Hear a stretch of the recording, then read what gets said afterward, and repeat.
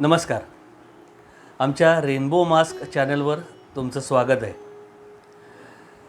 लेखक रवी वाळेकर पुणे यांची घोंगड्या ही एक कथा वाचनात आली.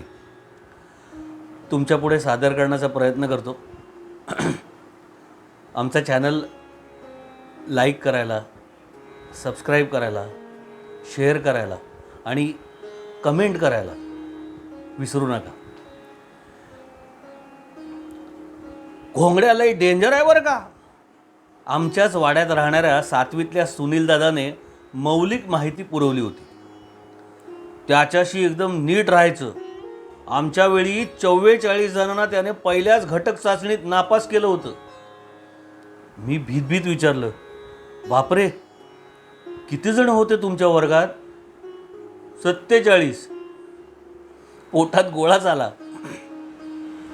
त्या सरांचं आडनाव चांगलं 2 अक्षरी होतं, पण हे घोंगड्या असं त्यांना का म्हणायचे काय ठाऊक नाही.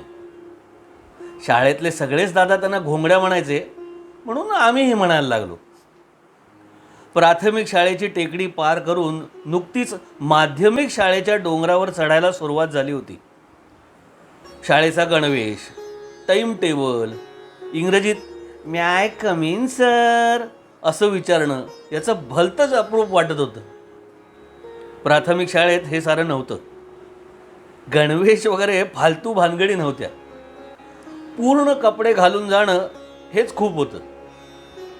एक पवार गुरुजी एकटे सगळा वर्ग हाकायचे. सरकारी कामांमधून वेळ मिळाला तर अधूनमधून शिकवायचे. प्राथमिक शाळा असा खरा उच्चार असलेल्या या प्राथमिक शाळेत 4 वर्षात मी "गाई पाण्यावर काय म्हणून आल्या" ही कविता आणि 12पर्यंतचे पाढे एवढं शिकल्याचं आठवतं. 4 वर्ष वर्गात इतर काय शिकलो ते काय आठवत नाही. वर्गात नसेल पण डबा खायच्या आणि लघवीच्या सुट्टीत मात्र बरंच ज्ञानसंपादन व्हायचं. रिठाच्या बिया घासून गरम करून चटका कसा द्यायचा, अंगठा 4 बोटांच्या मध्ये घुसवून आणि अंगठ्याला थुंकी लावून बुक्की कशी मारायची, कागदी विमानाच्या शेपटात पोट खपाटीला जाईपर्यंत फुंक मारून सगळ्यांपेक्षा वर कसं उडवायचं, भिंगाने कागद कसा जाळायचा, पडलेल्या दाताचा योग्य उपयोग कसा करायचा, रक्ताने भळवळणाऱ्या जखमेवर एका दिवसात खपली धरण्यासाठी काय करायचं, अशा अनेक गोष्टी गुरुजींनी न शिकवता आणि गुरुजींना न कळू देता शिकलो.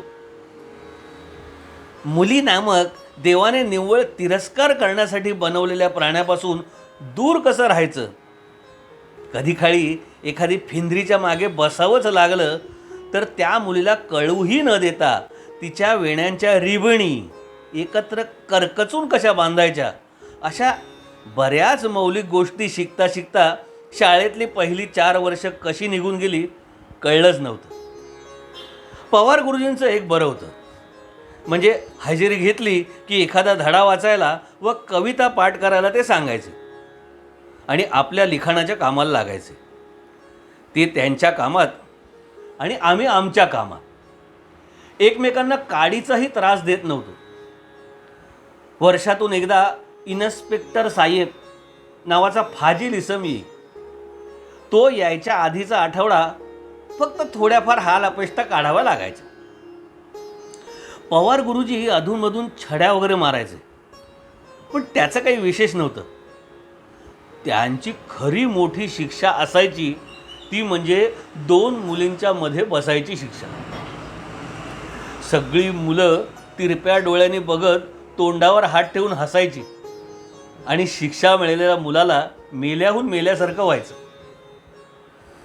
लहान होतो, समज नव्हती, त्या वयात ती शिक्षा वाटायची. पुढे कॉलेजात आल्यावर पवार गुरुजींनी 2 बुकं जास्त शिकून आपल्या वर्गावरच प्रोफेसर म्हणून या शिक्षेसाठी तरी यावं असं राहून राहून वाटायचं. माध्यमिक शाळेला हायस्कूल म्हणायचे हे नव्या शाळेच्या पहिल्याच दिवशी समजलं. अहो, स्वतःच्या झिपऱ्यांची शुद्ध नसलेल्या गुरुजींच्या साऱ्या शिष्या इकडे 2 वेण्या घालून, एकसारख्या लाल रंगाच्या रिविणी लावून, एकदम झोकात, स्नो पावडर लावून, कपाळावर टिकली लावून, डोक्याला खोबरेल तेल चोपडून आलेल्या निळ्या गणवेशातल्या कित्येकींना तर पहिल्या दिवशी आम्ही ओळखलंच नाही. मुलांची ही अवस्था वेगळी नव्हती. दोन्ही खिशातल्या गोट्या, चिंचा, विट्या यांच्या वजनानं चड्डीची बटणं तुटली तरीही पर्वा न करणारी पोरं इथे स्वच्छ पांढरा शर्ट निळ्या चड्डीत खोचून जनगणमनला चप्पल घालून रांगेने हजर. संपूर्ण नाक स्वच्छ असलेला विजय ढगेला मूळ उच्चार इजा ढग्या. पवार गुरुजींनी सोडा, अहो खुद्द इजाच्या टेलर बापाने सुद्धा ओळखलं नसतं. ही धर्मशाळा नाही, कधी यायचं कधी जायचं, चालणार नाही. वर्गात येताना म्याय कमीन सर असं विचारायचं. पहिल्याच तासाला पहिलेच सर कडाडले. गुरुजींचे इकडे सर झाले होते. काटकसर हा शब्द त्याकाळी सगळीकडे ऐकू यायचा. त्यामुळे या हायस्कूलात काटक नावाचे एखादे सर असावे असं उगाचच वाटलं. इंग्रजीत एक वाक्य बोलायला लागलो या आनंदात पहिला दिवस मस्त गेला. दुसऱ्या दिवशी जंगणमण आणि प्रार्थना संपून बेंचवर बसलोच होतो की सर आले. मी नुकताच 5 काडेपेटांच्या चित्रांच्या बदल्यात 2 रिकाम्या सिगरेटच्या पाकिटांचा व्यवहार आटोपला होता. ही सिगरेटची पाकिटं वेगळी होती, म्हणजे आमच्या गावात ती सिगरेट कोणी पित नव्हतं. त्यामुळे दुर्मिळ खजिनाच मला मिळाला होता. व्यवस्थित डील झाल्याची खुशी 2 कानांमध्ये आरपार पसरली होती. हसतोस काय रे फिदी फिदी, सर मलाच उद्देशून बोलले होते. ते वर्गात आले तेव्हा मी ओणवा होऊन मागच्या बाकावरच्या एकाशी 12 चिंचोक्यांच्या बदल्यात 3 सागरगोटे अशा महत्त्वाच्या वाटाघाटी करत होतो. सर वर्गात आले तरी मी फारसं लक्ष दिलं नाही. त्यांना सागरगोट्यांमध्ये काय इंटरेस्ट असणार ना. नाव काय रे तुझं? मी खरं तर कालच नाव सांगितलं होतं, पण उगाच द्विपक्षीय संबंध बिघडू नये म्हणून परत सांगितलं. त्यांनी काल सांगितलेलं त्यांचं नाव मी लक्षात ठेवलं होतं आणि यांना माझं नाव आठवू नये. असतात काही जण विसरभोळे. त्यांचं खरं नाव आणि घोंगड्या हे टोपण नाव मला दोन्ही आठवत होतं. घोंगड्या सर म्हणालो असतो तर मजाच आली असती. घरी कुणी आलं तर असंच दाताड दाखवतो का? मी नाही म्हणालो खरा, कारण तेच उत्तर समोरून अपेक्षित होतं. पण मी खरंच घरी कोणी आलं तर काय करतो हे काही आठवत नव्हतं. आणि हे एवढं महत्त्वाचं असेल असं कधी वाटलंही नव्हतं. मग काय करतोस? मी खरंच यावर कधीच विचार केला नव्हता. काहीच नाही. काहीच नाही? तू मूर्ख आहेस. आता हे घरी सकाळ संध्याकाळ ऐकलेलंच असायचं, त्यामुळे अमान्य असायचं काही कारणच नव्हतं. आता तुम्ही सगळे मोठे झालात, हायस्कूलमध्ये आलात, वर्गात सर आले की गुड मॉर्निंग सर असं म्हणायचं. काय मग त्या दिवशीची गुड मॉर्निंग पार गुड इव्हिनिंग होईपर्यंत आम्ही सगळेजण सामुदायिकरित्या गुड मॉर्निंग सर घोकत होतो. सर इंग्रजी शिकवायचे. पुढचा अख्खा महिना या सरांनी आम्हाला सळो की पळो केलं, अगदी घामाघूम केलं. या सरांचा वेगच भन्नाट होता. आम्हीही त्यांच्या वेगानं पळावं ही त्यांची अपेक्षा. आता आम्ही बैलगाडीत आणि हे मोटरसायकलवर. चला पळा माझ्या बरोबरीने. मग काय, त्यांच्या मोटरसायकलची बरोबरी करता करता आम्हाला ते फरफटत न्यायचे. आमची दाण उडायची. अहो, घटोत्कच पडल्यावर कौरव सेनेची जशी धावाधाव झाली असेल ना, तशी आमची अवस्था झाली.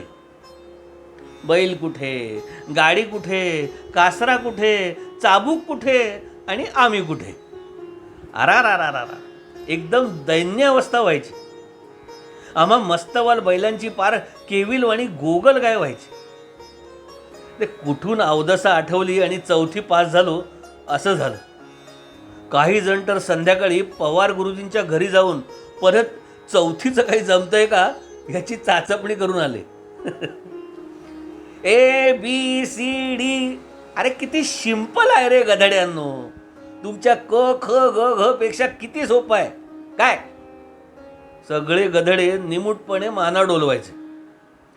सिंपल या साध्या शब्दाला हे सिंपल का म्हणतात. पण विचारायची सोय नव्हती. नंदी बैलासारखे माना काय डोलावताय.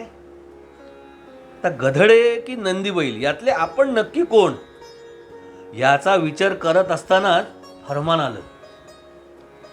परवा सोमवारी 4 रेघी वहीत 5 वेळा सगळे अल्फाबेट्स लिहून आणा. एक सुकलेला धारातीर्थी पडलेला रविवार डोळ्यासमोर यायचा. खरं तर रविवारी शेजारच्याच गल्लीतल्या पोरांबरोबर टेस्ट मॅच ठरलेली असायची. आता कॅन्सल केली तर ती सगळी पोरं गावभर शेपूट घातली रे असा गवगवा करणार. बरं, 4 रेघी वही आणणं म्हणजे काही कमी दिव्य नसायचं. अहो, अगोदर आईला पटवावं लागायचं आणि मग तिच्या कोऱ्या पानांची वही आहे ना त्यावर 4 रेघा मारून घे. आणि हो, ताईच्या मागच्या वर्षीच्या वह्यांमध्ये काही पानं सापडतात का बघ. अशा अलौकिक सूचनांवर बाजी प्रभू देशपांडेच्या थाटात खिंड लढवायला लागायची. जिंकलो तर जेवताना वहीची केस हायकोर्टात पोचायची. शाळा सुरू होतानाच घ्यायला काय होतं रे. दररोज हे घ्यायचं ते घ्यायचं. शाळेला सांग वडिलांचा सगळा पगार शाळेतच जमा करून घ्या म्हणो दर महिन्याला. घेत राहा काय घ्यायचं ते. हे सगळं मुकाट्याने ऐकून पैसे मुठीत घेऊन दुकानाकडे पळायचं. त्याच्याकडे तसली 4 रेघी वही संपलेली नसेल तर हायसं होऊन जाताना केलेला नवस फेडायला येताना मारुतीला जाऊन यायचं. अल्फाबेट कसेबसे पाठ झाले तर AEIOU या 5 स्वरांनी आय आठवायची. मग टेन्शन द्यायला टेन्स आले. त्यात प्रत्येक काळाचे 3 प्रकार. खरं तर एकदा पास्ट झाला म्हणजे पास्ट झाला. 3ही प्रकार प्रेझेंटमध्ये कशासाठी. फ्युचरचे 3 प्रकार. अहो, ते फ्युचर येईल तेव्हा बघू की. आणि प्रेझेंटमध्ये हा चोंबडा कशासाठी लुडबुड करतो. हे सगळं बोलायची चोरी होती. कारण सिंपल आहे रे गधड्यांनो असं 54 गधड्यांचे सर तासाला 10 म्हणायचं. एकदा तुम्हाला AEIOU समजलं ना की कुणाच्या बापाची हिंमत नाही तुम्हाला इंग्रजी येत नाही म्हणायची. आता हे जे कोण आणि त्याचा बाप होते ना त्यांना आमच्या इंग्रजी शिकण्यात एवढा रस का होता ते काही समजायचं नाही. पण ते बापले पुढच्या आठवड्यात परत वर्गात हजर असायचं. हे एवढं सी कधी वापरायचं, के कधी, एस कधी एवढं आलं ना की कोणाच्या बापाची हिंमत नाही तुम्हाला इंग्रजी येत नाही म्हणायची. हे बापले परत आमच्या मानगुटीवर. पहिल्या काही महिन्यातच आता झालं तेवढं शिक्षण पुरं करावं आणि कामधंद्याला लागावं असं आमच्यातल्या बऱ्याच जणांना वाटू लागलं. 4थी पास हे काही कमी शिक्षण नाही. कित्येक जण एवढंही शिकत नाही. गोट्या, विटीदांडू, पतंग, लपाछपी, लिंगोरच्या आणि मुख्य म्हणजे क्रिकेट यांचा बळी देऊन 5वीला आम्ही थोडंफार इंग्रजी शिकलो आणि 6वीला आलो. घोंगड्याला दिव्य सिद्धी प्राप्त आहे यावर आम्हा विद्यार्थ्यांचं मे महिन्याच्या सुट्टीत एकमत झालं. ज्या पोराने अभ्यास केलेला नसतो त्यालाच नेमका प्रश्न कसा विचारतो. आपण रविवारी मॅच ठरवली की ह्याला कसं कळतं. नेमका त्याच शनिवारी जास्तीचा होमवर्क कसा देतो. 6वीला तर यांनी कहरच केला. वर्गात म्हणे इंग्रजीत बोलायचं, दुसरी भाषा चालणार नाही. वर्गात टॉयलेटला जाणाऱ्यांच्या संख्येत प्रचंड घट झाली. उगाच इंग्रजीचा खून नको आणि डोक्याला तापही नको म्हणून काही जण बेंबीला थुंकी लावून स्थितप्रज्ञासारखे बसायचे. बरेच जण जबड्यात कापसाचा मोठा बोळा घालून बसायला लागले. सरांनी विचारलं तर टीथ इज पेन असं लिहून देऊन पेन नसलेल्या बाजूला मुस्कटात खाऊ लागले. इंग्रजीत बोलण्यापेक्षा एक मुस्कटात खाल्लेली कधीही बरी. तरीही सर हिरिरीने शिकवतच राहिले. सगळ्या वर्गाला शॅम्पेनचं स्पेलिंग बरोबर आलं तेव्हा तर ते नाचायचेच बाकी होते. या आनंदात त्यांनी दुसऱ्या दिवशी झेकोस्लोवाकिया हे स्पेलिंग पाठ करायला सांगितलं. 6वीच्या दिवाळीच्या सुट्टीत नागपूरला मराठी माध्यमांच्या विद्यार्थ्यांसाठी इंग्रजीतून भाषण स्पर्धा होती. 2 गट, 5वी ते 7वी आणि 8वी ते 10वी. 6 मेच्या शेवटच्या परीक्षेनंतर सरांनी मला टीचर्स रूममध्ये बोलावलं. एक चिठ्ठी माझ्या हातात देऊन ते म्हणाले, चिठ्ठी वडिलांना दे. नागपुरात भाषणाची स्पर्धा आहे. तू भाग घे. जायचं भाडं आपल्यालाच भरायचं आहे. तुझ्या वडिलांना काही जास्त नाही. सर ते भाड्याचं ठीक आहे, पण तू काळजी करू नकोस. मी भाषण लिहून देतो. तू सुट्टीत सराव कर. एकदम सिंपल आहे रे. त्यांनी गधड्या हा शब्द निग्रहाने घशातून परत पाठवला होता हे जाणवलं. घरच्यांनी ना म्हणायचा प्रश्नच नव्हता. यथावकाश नागपूरला गेलो. मुखोद्गत केलेलं सरांचं भाषण पोपटासारखं तिथं बोललो. निर्णय नंतर देणार होते, मला परवा नव्हती. भूगोलात वाचलेलं नागपूर मी प्रत्यक्ष पाहिलं होतं. नागपूर पाहणारा शाळेतला मी पहिलाच. दुसरी 6 मे सुरू झाली. नागपूरहून काहीच उत्तर आलं नव्हतं. फक्त जिंकलेल्यांनाच कळवत असावे. नंतर मी ती स्पर्धा विसरूनही गेलो. 15-20 दिवस गेले असावेत. रात्री 10:30ला तारवाला घरी आला. सगळे काळजीत. त्या काळी तार येणं म्हणजे अशुभ सूचक, आणि त्यात एवढ्या रात्री. वडिलांनी तार घेतली, वाचली. माझ्याकडे डोळे रोखत म्हणाले, अरे नागपुरात जिंकलास रे तू. तुझ्या गटात तू राज्यात पहिला आलायस. आई तर आनंदाने रडायलाच लागली. मला काहीच समजेना. वडील उठले, मला म्हणाले, चल शाळेचा गणवेश घाल. मग आईकडे वळून म्हणाले, कागदात साखर बांधून दे. आम्हाला दोघांनाही काहीच कळलं नाही. रात्रीचे 11 वाजलेले. चल चल चल तुझ्या सरांच्या घरी जाऊ. ही बातमी पहिल्यांदा ऐकायचा मान त्यांचाच आहे. सगळं गाव 8:30-9ला झोपतं. आमच्या मोटरसायकलच्या आवाजाने सरांची अख्खी गल्ली उठली. मोटरसायकल असणं ही फार मोठी गोष्ट होती त्या काळी. गावात फक्त 2च मोटरसायकल आणि त्यातली एक आमची. डोळे चोळतच सर बाहेर आले. फाटकी बनियान आणि विटक्या पायजम्यात ते ओळखू येत नव्हते. माझे वडील बँकेत मोठ्या हुद्द्यावर होते. वडिलांना बघताच ते म्हणाले, काय झालं साहेब? वडिलांनी साखरेची पुडी त्यांच्या हातात दिली. नाही समजलं नाही साहेब. वडिलांनी तार त्यांच्या हातात दिली. तार वाजतात ओक्साबोक्शी रडू लागले सर. भर ओसरल्यावर मला जवळ घेत डोक्यावर हात फिरवत म्हणाले, तुला तुला सांगितलं नव्हतं, सिंपल आहे रे. आणि परत रडायला लागले. वडिलांनी मला खूण केली. मी त्यांच्या पायाला हात लावून नमस्कार केला. त्यांनी नको रे नको रे असं म्हणत असताना मला छातीशी कवटाळलं. सर आता कोणाचा बाप म्हणू शकत नाही मला इंग्रजी येत नाही. खरंय रे पोरा, खरंय.